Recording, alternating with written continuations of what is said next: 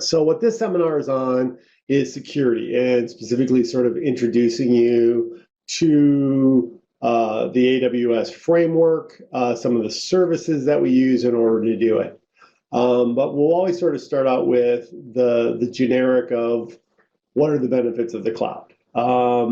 So elasticities. If you've used AWS at all, within the EC2 instance environment, we have auto-scaling groups.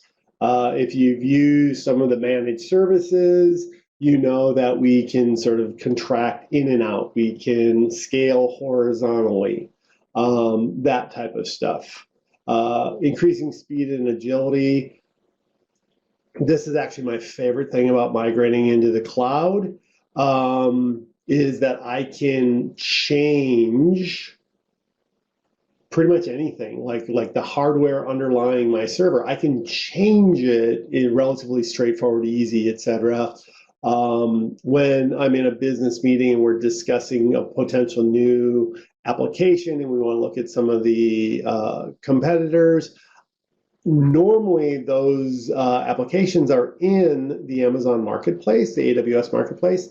And I can, grab an EC2 instance based off that AMI, the Amazon Machine Image, and get it up and running, and then hand it off to the developers, the testers, whomever it might be, so we can look at something versus going out and finding hardware or resource access for a virtual machine and then loading an application that we're not familiar with. It takes a while. So I like that ability to leverage those templates that are already in the marketplace and then play.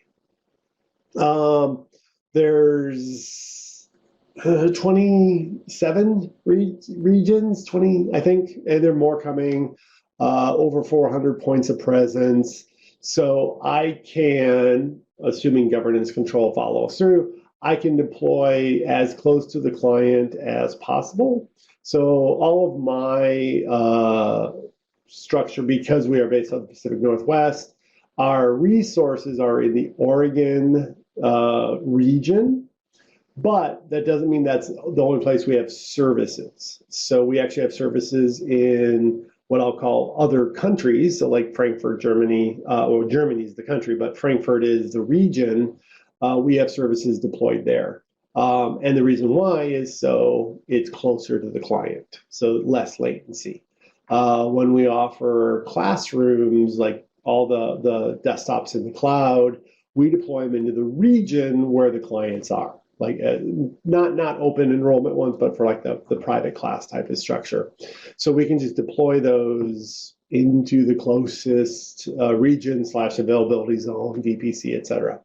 It is a pay-as-you-go. There is reservations. So again, if your business is more accustomed to that capital expenditure every 3 years, and then it's kind of free for the hardware for the next 3, we can do reservations of 1 year or 3 year to give you that equivalency of a capital expense. But really the idea is to allow you to pay only for what you consume, and then it's a monthly bill.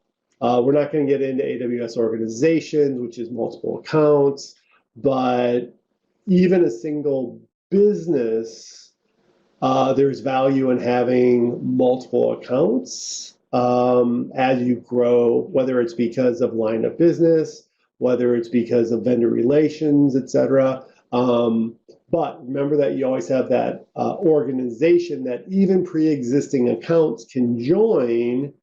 So that way you then get again, if you hit certain thresholds, you get a discount on what you're paying. Or again, if you are doing reservations, you can share that across organizations. And of course, security, which is what we're here to talk about. And so to talk about security, we really wanted to bring in the idea of what AWS is and like how you create one. So when you go up and you create an AWS account, you get a 12-digit code. Now you can use or assign an alias to it to make it a little bit easier to find, to interact with. And then inside that account, which spans the globe, you can build within regions virtual private clouds. Those virtual private clouds are comprised of the availability zones, which is where I can put in my networking. And then on my networking is where I could put in EC2 instance. But at the regional level is an S3 bucket. But that's like bringing me back to Oregon. My IAM users, identity and access management users, those live at the global level. As a matter of fact, I'm going to drag a web browser over onto your screen, my screen. This is my teaching environment. So if I actually go up, and you'll see I have an account ID. It's a 12-digit account ID, but I have aliased it so I don't have to remember that number. And so my alias is AWS for John. So my name's John. It's easy for me to remember. So that way, when I do go to log in, and I'm going to log in as not my root user, which has root privilege, superpowers. I don't want that. I log in with an IAM user, and this one happens to be called AWS admin. So that gives me the access. So if I go into EC2 virtual machine, notice that I'm in Oregon. So I'm in my region. And of course, if I want to build something outside of that, I can go and I choose the region that I want to go to, etc.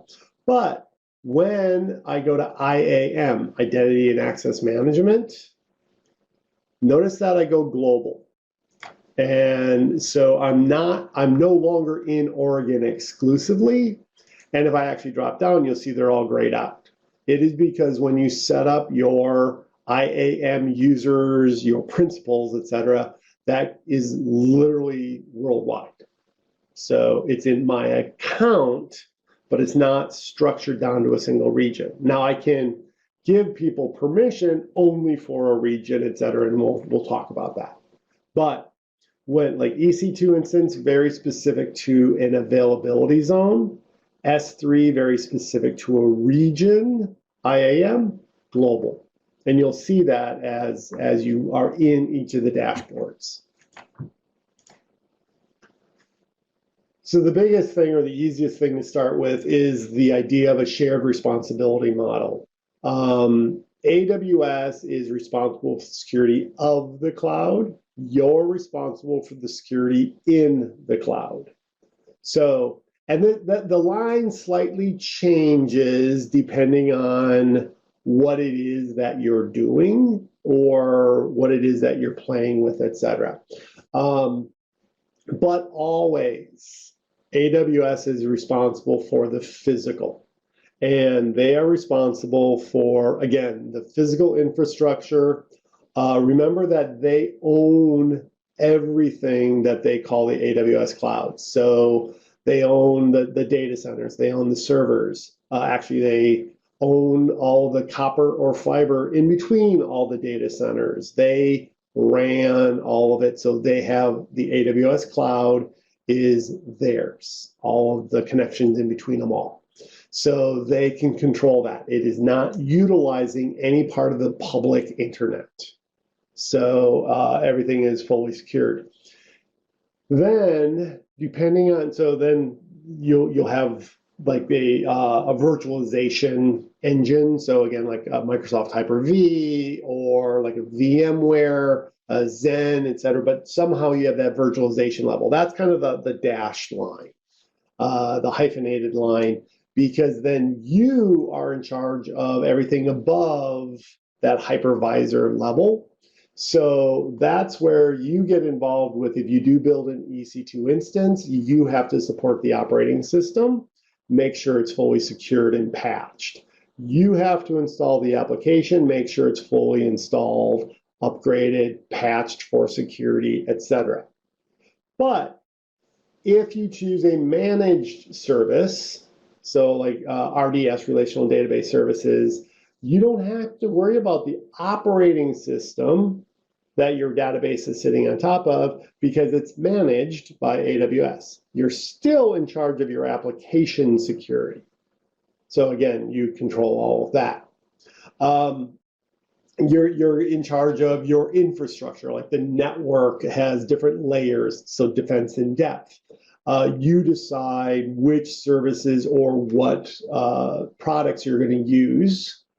And always remember that because of the things like AWS Marketplace, it doesn't have to only be AWS. If you want to do firewall security utilizing a non-AWS brand, you can. You go to the marketplace, you type in Cisco, you'll find a whole bunch of products. You type in F5, you'll find a bunch of products. You name the brand, you probably already are in the marketplace, so you just grab it. Of course, you pay for it, but the other nice thing about AWS is it's fully transparent on pricing. With a little bit of work with the business units, you can figure out pretty close to exactly how much you're going to spend every month. There's a website called calculator.aws.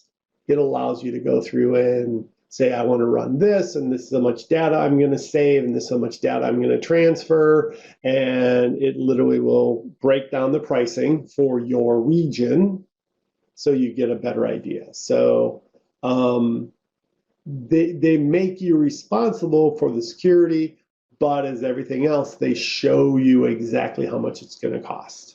So you're like, oh, I want, the firewall. I want WAF, the web application firewall. I want advanced shield. You can go in and see the price points on each and every one of those products. So there are security design principles that AWS follows. They have well-architected framework. You may have heard of that. That is a completely different conversation. It's a different topic of one of our presentations. There's actually a tool for the well-architected framework. But one of the pillars of the well-architected framework is security. And within that pillar, we have the design principles. So there's very first one is apply principles of least privilege. We grant access only to those people that need it. We don't go beyond that, etc. So that's the idea. So we want to enable traceability. So everything we do, we want to track. And so there's a couple different services that is like CloudWatch, CloudTrail. We actually can tie it all together with EventBridge. So again, things that we can look at and figure out how to do sort of the best focus. We want to secure all layers, so defense in depth, multi-layered, different AWS services, as I was saying, kind of on the edge, always running is Shield, but and that's free. That's just part of the account. You don't ever pay for it. So if you open an account at AWS, you do have to put a credit card on file, basically, so in case you use it. But if you don't actually put any resources there, if you just, you're pre-staging it for your organization, et cetera, you don't pay for the products that are already just built in, like Shield. Those you don't. Now, Advanced Shield, you'd pay for, or WAF, you'd pay for. API gateway, load balancers, which minimize your attack surface. All of those things will come at a cost. But the idea is that you're going to sort of choose which services you want to use. And always remember, again, that whole agility, you can change it at any time going forward. So we also want to look at how to automate your security. There's IAC, infrastructure as code. And those then leverage products like CloudFormation, which is an AWS service, and it basically is a template of your network. And you can actually, through CloudFormation, you could deploy a VPC with subnets inside of it, launch a couple servers, sort of build out the entire environment.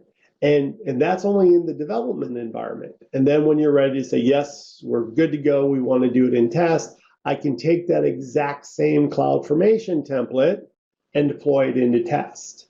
But I might, during that deployment, double the size of all the instances, because in dev, there was only a couple people touching it. But as I move it into test, I got to get it ready for production. We're going to stress test it. So I can use the exact same template, just make a few changes to it. And then I know it's identical. So if you've ever been part of on-premise environments of like dev, test, production, trying to keep those 3 different environments all exactly the same, all in line, it's difficult at best. And it gets frustrating for your developers when what they're doing in development, they're writing, making sure it all works. And then as it moves into test or production, it doesn't work because, again, those environments were not the same. And there's more or less security in one or the other. So it gets kind of messy. So if we can automate the security, whether it's through Lambda scripting, whether it's through things like infrastructure as code, again, if you're, once you deploy something with CloudFormation, then of course we can bring in like AWS Systems Manager, we can bring in OpsWorks, and that allows us to patch our infrastructure. So again, the more we can automate, it makes it so that we don't forget, or we're not fighting a fire in one corner and forget about the other. So IAC, infrastructure as code, I'm not there yet at our company, but I'm again, you don't have to do everything at once. That's the beauty of AWS. We're actually still in a hybrid format. We still have on-premise systems, but I'm working toward being 100% in the cloud. It's just, again, it doesn't have to be do everything at once. We can slowly migrate into it. We can step back, but as we're going, we're spending the extra time to try to build it as a repeatable occurrence. So we don't have to try to remember how we did something 6 months ago. We want to protect data in transit and at rest. Now, in transit, AWS always, within the cloud, they're using TLS. So they're always using secure data in transit. However, they're still, like from my on-premise environment into the AWS cloud, I'm using the public internet. So that's where something like VPN comes in, or Direct Connect. VPN, of course, leverages a secure tunnel, but uses public internet channels. And so you're going to also be facing congestion at these public routers. You're potentially more open to snooping and sniffing and things like that. With Direct Connect, you're paying for a dedicated circuit to your ISP. The ISP has dedicated circuits to the edge location closest to them, into the AWS cloud. And so you're not on the public internet. And so Direct Connect is one way to sort of take one more step away from public accessibility. Now, should you still run encryption? Yes. But we also have to remember about data at rest. And so there's a whole bunch of ways, whether you do it or AWS does it, that we can do data at rest per service. So what you also want to do is plan on how to mitigate, because you cannot always avoid, but the idea of a security event. So this is going back to the standard risk management protocols. You know, like what can we avoid? If we can't avoid it, what can we mitigate? And the big thing is, you know, isolate the incidents, get the services back up. And sometimes it's the service, not the data. Even when we were on premises, we had, again, disaster recovery. talk to the business, figure out exactly what it is that they need recovered and on what timeline. So RTO, RPO, the recovery time versus the recovery point. And when the business said, okay, we need email back up within, X amount of time, I was like, okay, but the amount of data we have in our email databases, like your timeline, I can't restore all the data. So the agreement was we would restore the service. So emails can come in, you could send emails out, but the actual data, like all the previous emails, that could come at a later timestamp. So not weeks away, but not within the first 3 hours. Like we could do that after we got the service up. So it commonly referred to as dial tone recovery. You get the service back up so you can use the service, but all of your voicemail messages, all your et cetera, those come later. So that's the idea. And you can plan for that. You can look at ways around it. AWS has SLAs, service level agreements for their services.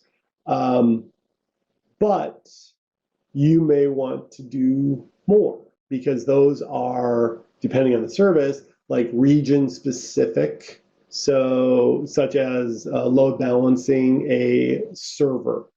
Like if you just have a server running, well, they automatically have like copies of it replicated around that availability zone so it can come back online. But there's 4 availability zones, 7 local zones within Oregon. So that server is in one of those 11 distinct areas called Oregon. And if I actually want to be able to say, well, I want to survive an availability zone outage, and again, every availability zone is multiple data centers. That's how they can have high availability for me at like no added cost.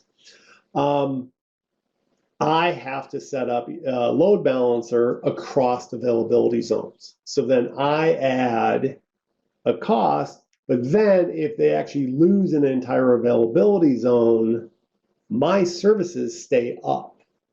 And so again, not the entire business, but you choose per service. So something public facing, we have highly available. Something that's for internal employee use, maybe not as much. So each service you decide.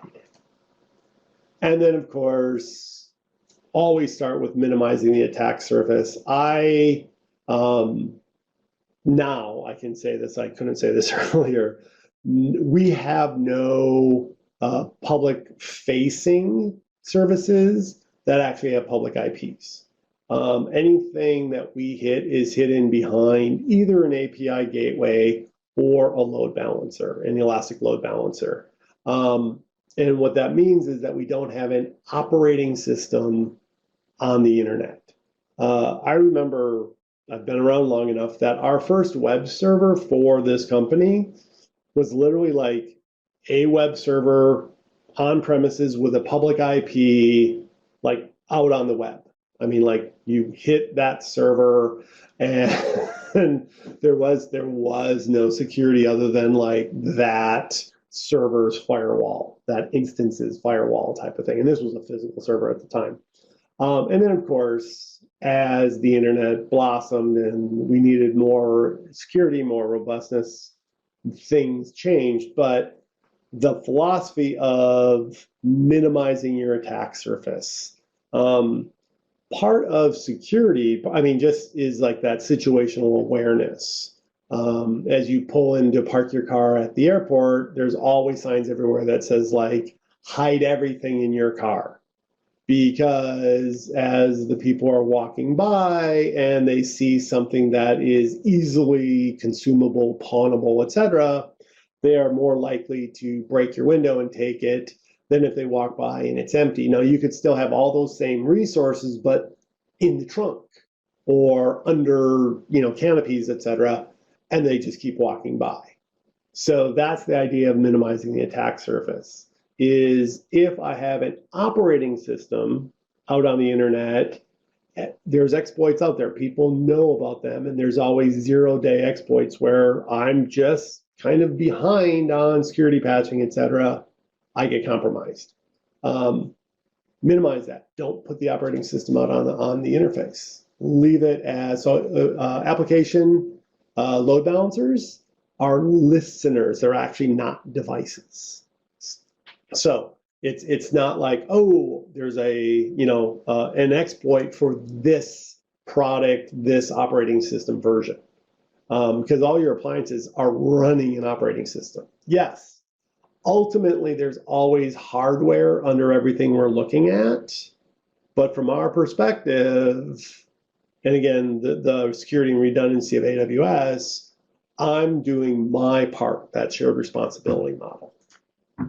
So what is your security posture? We're going to ask those design principles and kind of get into what are you using, what services could be available to you for your use inside of AWS. So authentication, who are you? What service can we use to figure out who are you? Well, IAM, Identity and Access Management. So again, I'm going to drag this back over. Here's my IAM. Now, what we want to do is control access to the AWS for users, groups, and roles. So let's talk about those sort of 3 security principles. So again, this is my personal account, so there's not a lot of activity in here, but when I logged in and I built my account, called it AWS for John, I logged in with an email address, and that email user was the root user, and that root user has all power. And I actually played with it for a while, not knowing, better security. I didn't know what I was going to be using. Anyways, I then learned. So you don't see the root account here. The only time you see root account is when you're logged in as root. So I came in as the root user to IAM, and I built users. So, and because this is just a demo account, you can see that I called them things like admin, audits, CTO, and like ops.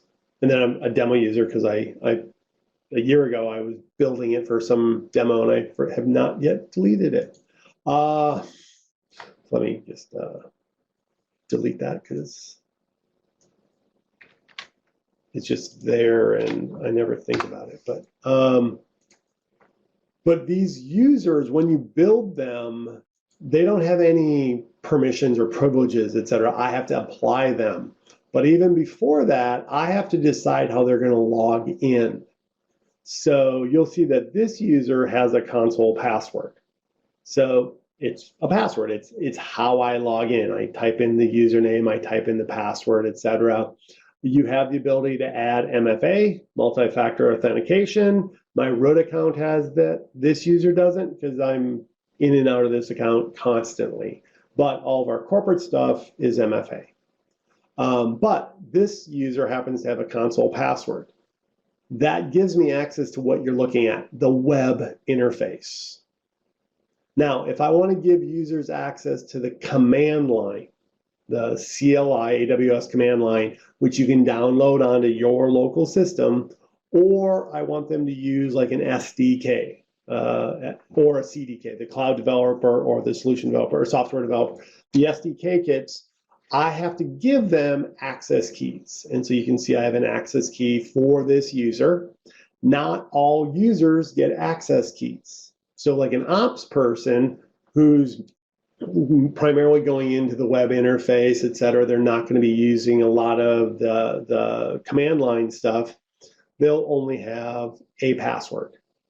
Developers who will never log into the web interface because they don't need to, they're going to be given an access key so they can actually then authenticate. So I'm going to bring up something built with an SDK. And let me open it and then drag it over. So this is simple AWS console. It was actually, I found it in the Chrome store. This password is not the password to AWS. It's just the password to get it in. And literally my password is AWS. But this is now my S3 bucket. Here is 3 different buckets I can see. Here are my EC2 instances on my VPCs. Here's my DNS. And the way I'm getting access to all of this, and it tells me what I can do, whether or not I can actually upload files, et cetera, to it, is based on this access key. So this one is right here. It's the active key. So, and then of course, part of this, when I created it, was the secret, which is, again, only shared with the developer, et cetera. I do not have the power to change this like I do to change a password. What I do is I just generate a new access key, and you can have 2 of them at a time, which would then allow your developer to go in and you can actually have them both active at the same time. And then they'll go through and they'll use this one, make all the changes because they know the secret access to this. And then when they say, okay, we're done, you can make the first one inactive. And then, of course, I leave it there in the environment just in case, because all of a sudden there's production stuff running, all of a sudden things fail because the developer forgot one of their access keys locations to change out. So at that point, I can just make it active. Production keeps running, developers alerted, they go in, they fix the key. I can then make it inactive. And then again, in 3 months or 30 days, whatever your cycle is, you do it again. You give them a new key, they replace it all, et cetera. So just like we rotate passwords, you want them to rotate the access keys. So that's the idea. So IAM allows me to not only say how you log in, i.e. do you get a web console or do you get command line, but I can also set it up on like what privilege they get. So authorization, what can you do or not do? And we do this still in IAM, we actually can set up what they're allowed to do. So when they come in, they get authenticated through IAM, and there are other ways of doing it. We can use federation, like in corporate, we use SAML. And so when I log in to AWS at the corporate account, I actually use our corporate Active Directory as proof of who I am. And then I actually adopt a role in AWS. That's the other type of security principle besides user and group. And so we use federated login. And they also have single sign-on logins. You can actually use other branches to get in.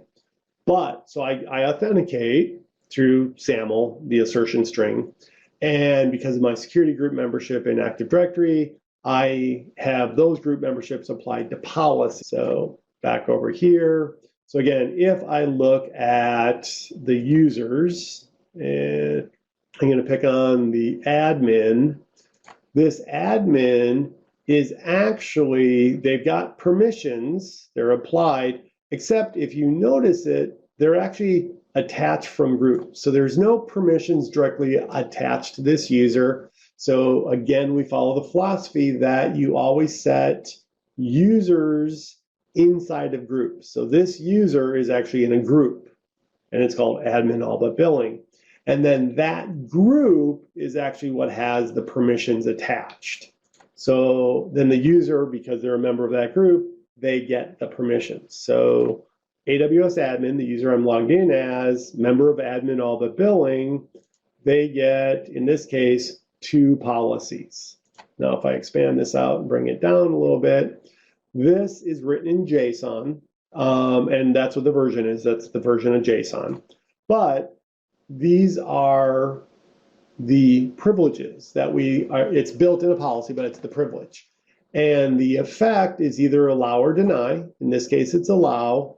The action is a wildcard, which means every action, list, describe, put, all of it. And then what resource is every resource, S3, EC2, databases, you name it. So in other words, administrator access, full access to AWS. But I added deny billing as well. So there's a second policy. Now, order of these policies doesn't count. What we do is it's a cumulative effect. And as soon as I see a deny statement, deny wins. Even if you allow the user, but there's a deny statement in the group and they're part of a group, deny wins. So deny always wins no matter what. We don't say, oh, follow an order and whenever you match, you stop there. Nope, everything is cumulative. I just read everything together. I focus on all the denies. So in this case, this one says deny, the action is AWS portal. So slightly confusing, but it used to be called AWS portal, but that is equivalent to billing. So if I try to get into billing, even though I was given all access, because I have a deny statement, I'm denied. So this user cannot go in and update the credit card or see the bills for the month. Now I have other users that can do that. And they're of course not assigned deny billing. So if I go and look at the policies, there's currently 980 policies.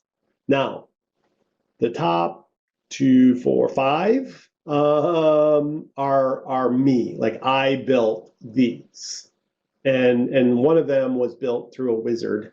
The other ones were built just manually, or there is, again, a visual policy editor. And you saw like the deny billing actually said it was done via the visual editor.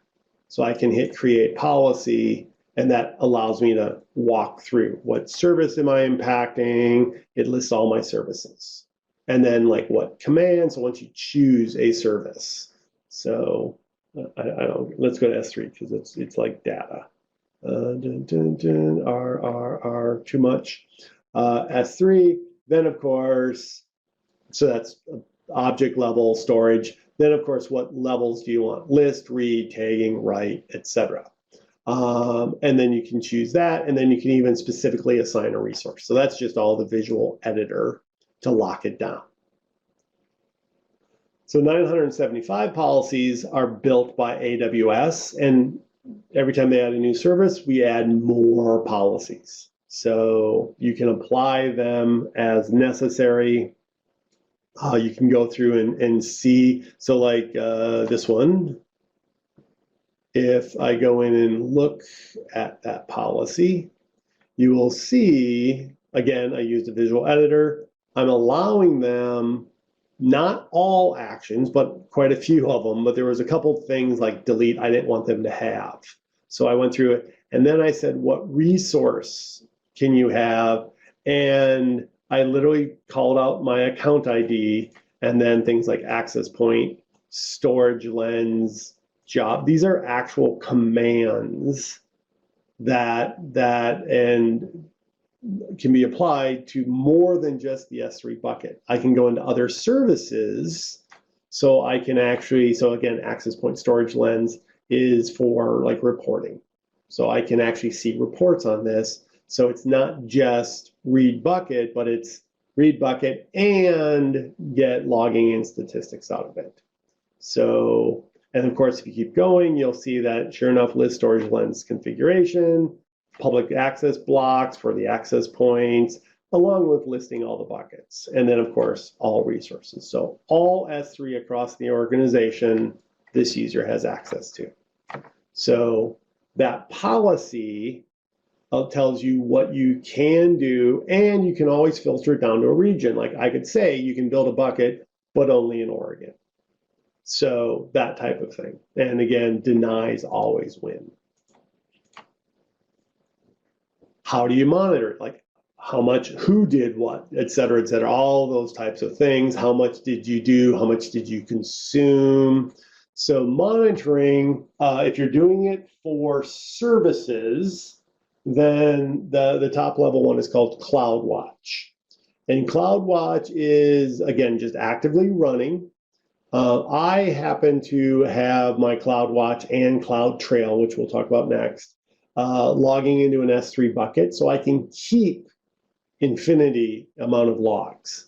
It just keeps growing, and I choose how much I want. By default, it's 3 months, but I want years worth of logging. So after 3 months, it would start expiring. By giving it a bucket to save the data in, I can keep it forever. For as long as I want to keep it and pay for it, obviously, I can keep it. But things like, the CPU processor activity on a server, that is a CloudWatch monitoring structure. Network, or if someone added a new instance to a load balancing auto scaling group, new instance was added. Those are all things that can be monitored. And then if there's any event that I'm interested in, not just failure, but I'm just interested in it, I could set up an alarm, and then that alarm can call another action. It could call a script, or it could send a text message using SNS, simple notification services. So I can have it, or maybe it just gets highlighted on a dashboard. So you can customize your CloudWatch dashboard. I'd show you like a fabulous CloudWatch dashboard. Unfortunately, I don't have anything. I keep cleaning up after myself because I pay for everything that's in here. So why pay for anything? So my dashboard is pretty empty. Come here, dashboard. Yep. See, so if I add in a widget, I can choose what kind I want, and then I want logs, and it's going to pull, and it's loading up the logs. So, yep, I don't really have anything. So there's not a lot to do. So I could start building queries saying I want to look for EC2 instances over the last 6 weeks, but again, mine doesn't really have much of anything. So and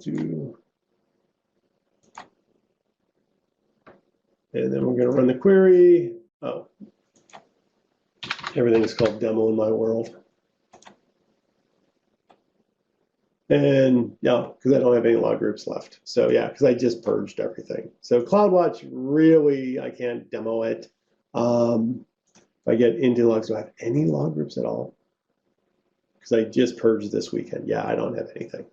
But that is how you can then trigger the environment. Now, we actually have CloudWatch running to EventBridge in production. EventBridge is like a single dashboard environment to allow me to sort of see everything at once and then it'll get alerted.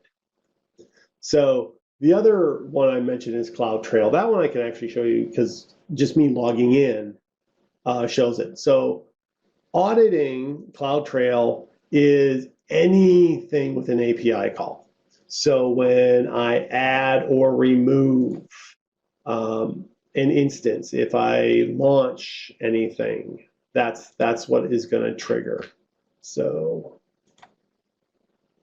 and then if I go into my dashboard, you can actually see that this again, assume role is IAM using, it's called STS, secure token, and I'm assuming a role. So it's applying, and if I scroll over far enough, it'll actually show me the resource name. That this uses an ARN, Amazon resource name. And of course, if it doesn't have a username, it's a system. If I scroll down, nope, I got nothing. See, I haven't done anything. But this allows me to see. The only thing that's been going on is that I logged in. So nothing really to see at this level. And then, of course, you can get, I was hoping to have something. Nope, it's just all assumed roles. I'll have to go create it. But it would then say, like, who built it? AWS admin, AWS ops, and then what they activated. So, like, if I would delete an S3 bucket or create an S3 bucket, all of that will get generated in CloudTrail. This is enabled, again, by default. Saves it for 3 months. I actually write it off to an S3 bucket so I can keep longer than 3 months, because when you're troubleshooting and you're like trying to figure out what's changed, like it worked yesterday, it doesn't work today, it's nice to be able to have this audit trail so I can go in and say, okay, filter for this resource, and I can see all the API calls to it. And I'd be like, oh, we ran CloudFormation to make this change. And then it'll normally show me, again, which user account or federated user, et cetera, which role was used to run the CloudFormation. And then I can follow up with that person and say, we might have to back it out because this is now doing X. And it's not necessarily the only thing. I mean, like that had nothing to do with it, but it's something we use to track it down. So encryption, data at rest, data in transit. So as I'd said earlier, data in transit within the AWS cloud is always encrypted. That is done by AWS always. Now, for when you leave the AWS cloud and you run on the public internet, that's then data in transit that you have to control. So, of course, obvious recommendations, HTTPS, not HTTP. Set up VPNs if you're going to be connecting your on-premises into the cloud. Use a good secure tunnel. If you're using Direct Connect, still run encryption inside of it. So extend that TLS all the way out to your system, because then, again, no IP overlap. So your on-premises cannot share the same IP address range as what's in your cloud. You can then route between them as if you're never touching the public internet. But that's all in transit. For data at rest, you actually can choose to encrypt it before you send it up to AWS. So from your on-premises environment, before you copy it up to AWS, you can encrypt it. And then, of course, you download it back to your on-premises environment and you decrypt it. So if you're, like, again, using it, sort of the gateway into storage is archival backup, all of your backups that you have to retain, you leave them as encrypted objects when you upload them. And AWS can't read them, they're encrypted. And then when you download them to do the restore, that's when the decryption occurs. But that's customer side, client side. The other is server side, which is done in the cloud. And we have a couple different possibilities there when you do it in the cloud. So there's KMS. So number one, you could just have AWS do it. Like, you can just go, yes, let's encrypt. And you can encrypt databases, you can encrypt S3 folders, buckets, you can encrypt hard drives, etc. That is just AWS controlled. Or you can introduce KMS, Key Management Service. This is a paid product. And what it does is it allows you to basically upload your certificates, your keys, and then I can then deploy those keys all the way throughout your account. And that way all the data at rest is encrypted with your keys. AWS cannot unencrypt it because they don't have the keys. Only you do. And then, of course, but you can decrypt it while it's in the cloud because of KMS. So you can encrypt and decrypt at the cloud level. It does it, unlike the client side where it had to go back down to your data center. This can do it in the cloud, but you still control all the keys. We personally don't use this. We do encrypt our data, but we are using the AWS sort of default encryption. And so that way the data is encrypted, but I'm not managing the keys individually. So again, anything in transit, think about HTTPS. If you are going to use HTTPS, obviously you can do Certificate Manager. So again, control all of your publicly signed certificates through Certificate Manager. So do deployments. I go one extra step just because I'd like to, because I'm lazy. But if you've ever done web application certificate management on a highly available web application, meaning that you have 3 or 4 servers that are always up, and then you have an elastic autoscaler, so it might add 5 and 6 when it's busy, and then it collapses back down. Doing certificate management on all the production, as well as dev and test, to make sure everything's up to date and no certificates are invalid, is painful at best, because even when you do all the ones that are running, if you don't remember to also do the auto-scaling template, then of course when it launches, it's got the old certificate, and then it's a nightmare. So if you introduce application load balancers, you can do certificate termination at that level. So all my publicly signed certs are established at the load balancer. So again, fully encrypted, but I can then have 4, 5, 6 servers behind it. They're auto-scaling, they're shrinking and expanding, etc. But I've terminated the certificate at the load balancer. And yes, I can still run encrypted, but now on the inside, I'm using my own certificate management, something that can auto-enroll if they're members. It's, again, remember, they're all on the private environment. They're not in the public network. They're not in a DMZ. Only that load balancer is. So again, different ways of approaching it. But I do try to, when possible, keep it simple. So instead of having to touch 8 or 9 things, if I can touch it once, then I know it's done. And so again, infrastructure as code. System manager, things where I can deploy automatically, things where I can, test the code and then run the code. That includes doing certificate updates. So for a data path, that is, of course, what can the network do? And so, of course, at the VPC level, again, we can control everything. So I'm going to drag mine over. This one I can actually show you because this one doesn't require me to do anything other than having things set up. And let me go back to Oregon.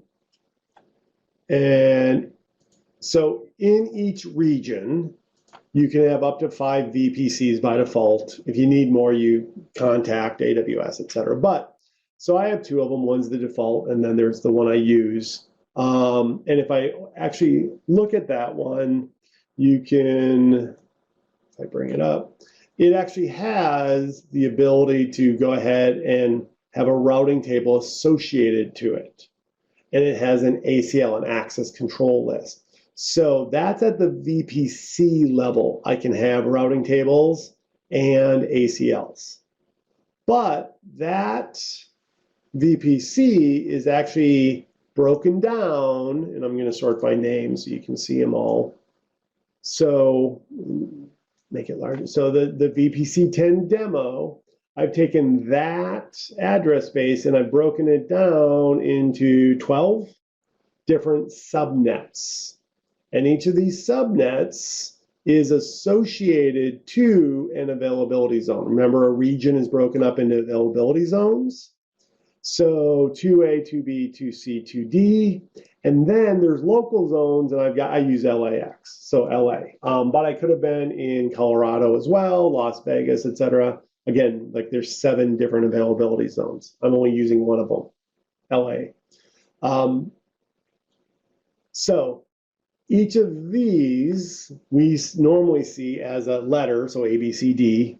Virginia has 6, so A, B, C, D, E, F.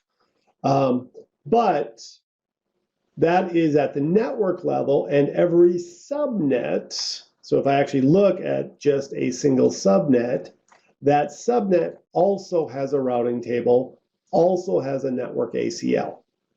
And so access control lists are actually comprised of ACEs, access control entries, and these are read in order, and when I match, I stop. So that is why at Rule 100, I'm saying allow all traffic, and the source is wildcard, is the IP4, allow it in. So anybody coming into IP4, I'm saying let in. And also IP6, let in. Now I do have deny statements, but they're below the allow, so I never get to them. And then same with outbound. allow all out on either IP4 or IP6. So basically, I'm not using the network ACL, and not that I can't, but I don't on this one.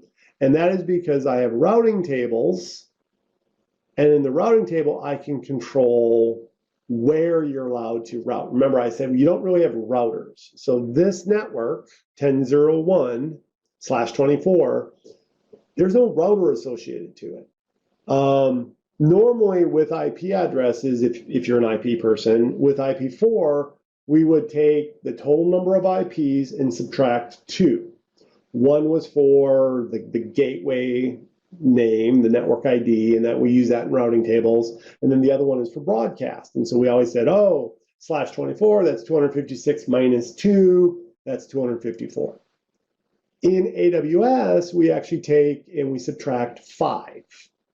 So the first one is network ID, that's like the 0. And then the first valid is removed for the gateway. Like that's our router, but it's just whatever the network is, the very first valid IP, that is our pretend router, because computers need to know where their gateways are. The second valid, that is reserved for DNS. So the DHCP automatically gives out first valid as gateway, second as DNS, so most servers can function because they need those two things. The third valid is reserved for future use. Not sure what if anything, but it's been reserved. And then, of course, we still have that broadcast one. AWS doesn't actually broadcast, but it's still reserved because IP4 says it's reserved. Remember that AWS runs a proprietary IP4 stack. It is not the same one you're using in-house. That's how, and of course, all of their appliances, all their routers, all the physical topology have been optimized for their IP stack. So send the exact same data through the public internet versus the AWS stack. Again, zero traffic on public internet, never going to happen, but just pretend. It's actually faster on the AWS cloud because it's been optimized. And all the hardware is all been optimized for that IP stack. So we can do security through the routing table, and I associate them per subnet. So in this one, you'll notice that I have a destination of all zeros, and it says go to IGW. IGW is a listener, internet gateway. And if anything on this public subnet has a public IP, this internet gateway listens for that public IP address. And then we pass it back to that client. If I look at private, then again, I have a 0, but now instead of an IGW, it says NAT.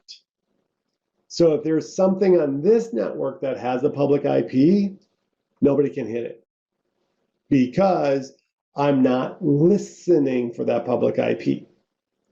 So in this case, it will allow a server with a private IP to go to the outside to maybe get a security update, hit the internet, and come back. So network address translation. I have a NAT inside of a public subnet so they can get access to it.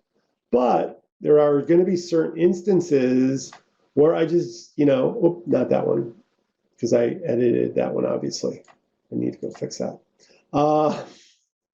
What happens when I demo everything? Ooh, I demoed everything. Wow. Do I have them all that way? Okay. Let's edit the routing table association. Sorry about that. Oh, interesting. Okay. So that's what I did on that thing. Okay. So cancel. I edited the actual routing table. So let me go find private and routes and edit. Obviously, I was demoing how I can mess things up.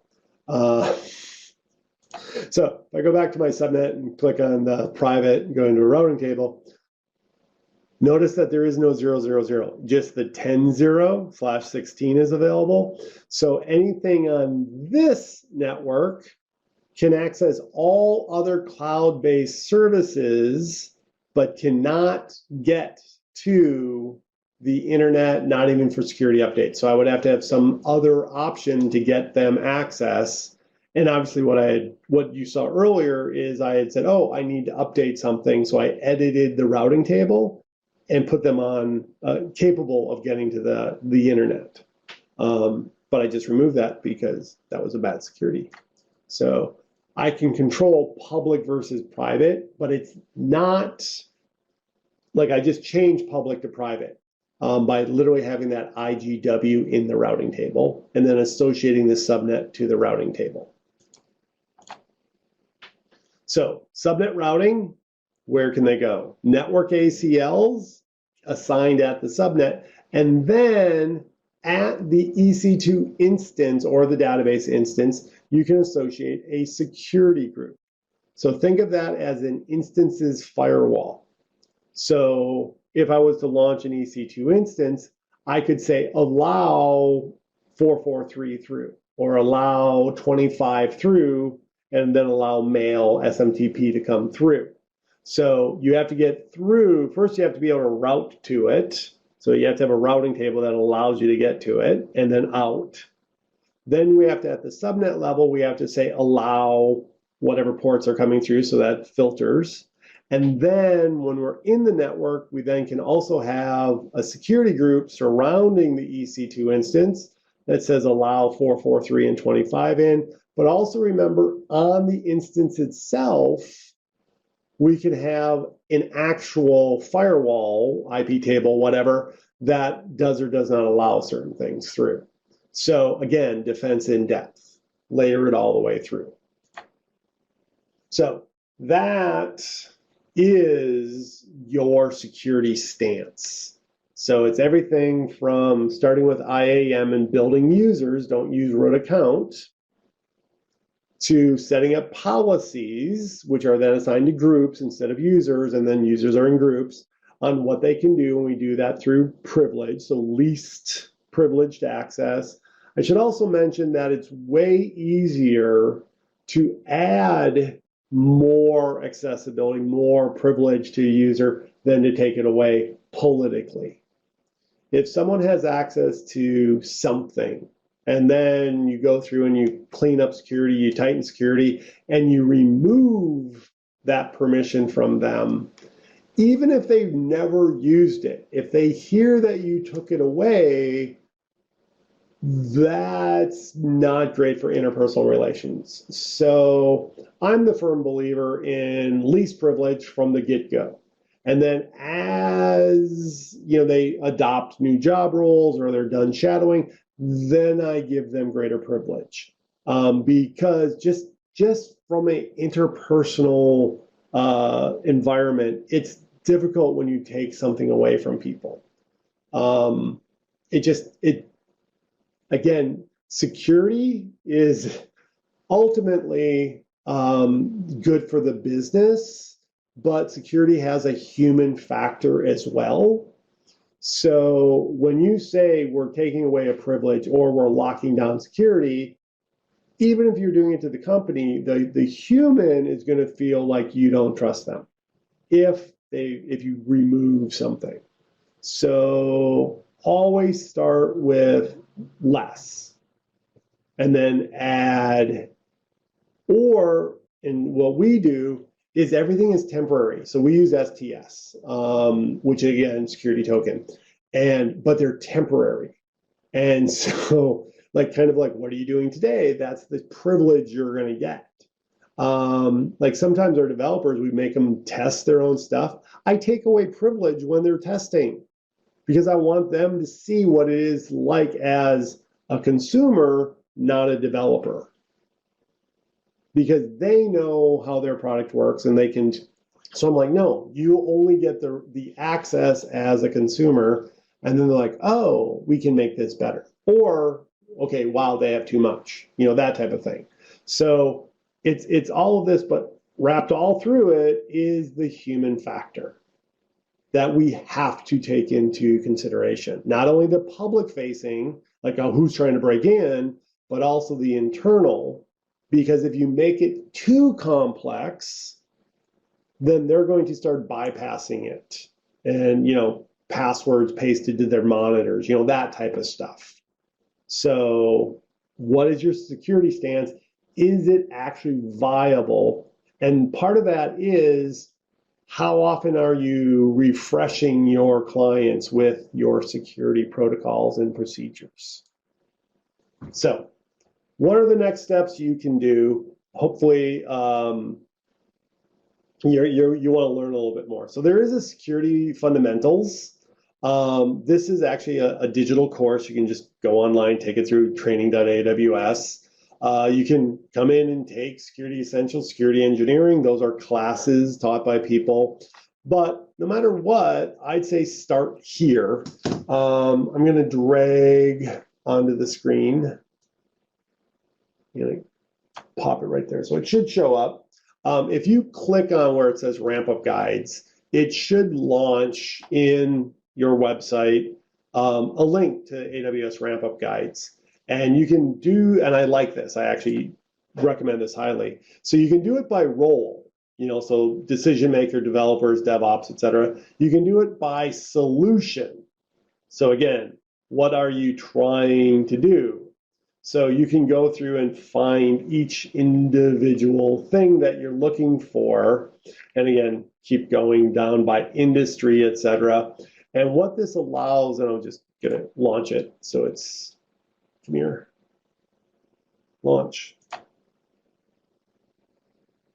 Because I want to get directly into the security one without having to browse through it. This is the ramp up guide. Yay. But this is the ramp up guide for cloud essentials. So, which I'll talk about in a second. But after you sort of get the basis down, then here is like a video, a 1-hour video that was from AWS reInvent, which is their annual, it's in Vegas, unless it was COVID, then it was digital, online. But securing your cloud, here's 50 minutes of digital training, here's a video, and just click the links and they get you into those environments. Now, if it says classroom training, obviously it's going to be with us. It's going to be with an ATP, an authorized training provider. But a lot of the stuff is just online. It's free. You just have to sign up for an AWS digital training class. Well architected, love this, highly recommend it. Because remember, those are the pillars, one of which is security, which is what this was all about. So the security pillar of the well-architected framework, you have to know what the well-architected framework is. And then, of course, it keeps going. And again, it brings in other classes. You don't need it, et cetera. You can sort of work your way down, but then you'll get down into things like the WAF workshop, the web application firewall. So you can dig in and find out different environments. So I actually highly recommend the ramp up guide. We are done. So thank you.